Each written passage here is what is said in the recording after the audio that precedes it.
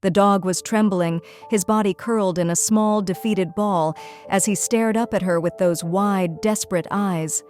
He was barely conscious, his fur matted with dirt, but it was his eyes that haunted her.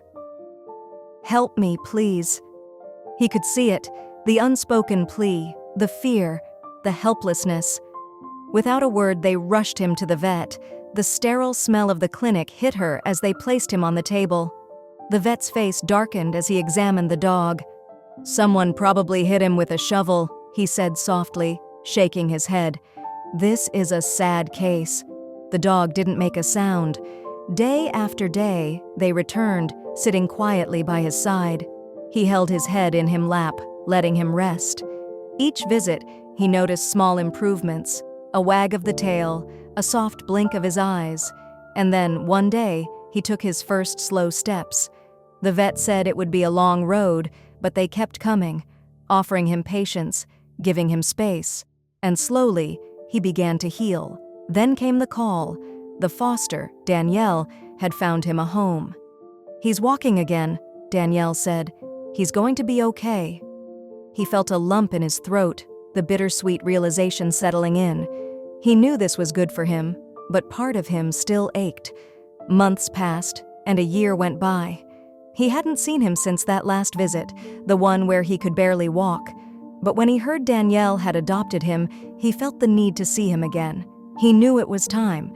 The reunion was arranged, but the instructions were clear. Don't rush him. Let him come to you. And then, there he was. His heart skipped as he saw him across the yard. Denny, the dog he once cradled, now a strong, confident animal. His gaze locked onto him, and his breath caught in his chest.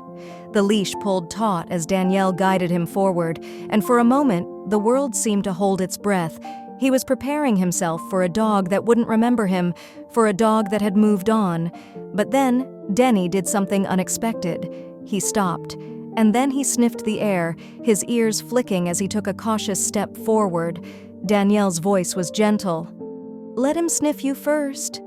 He remembers you, but we're going to take it slow." And in that moment, the dog's eyes softened. He took another step, closer to him, then stopped again, looking up at him with the same expression he had seen years ago, helpless, unsure, but also something else. Recognition. If you liked the video, put like and subscribe to the channel, where you will find a lot of interesting things.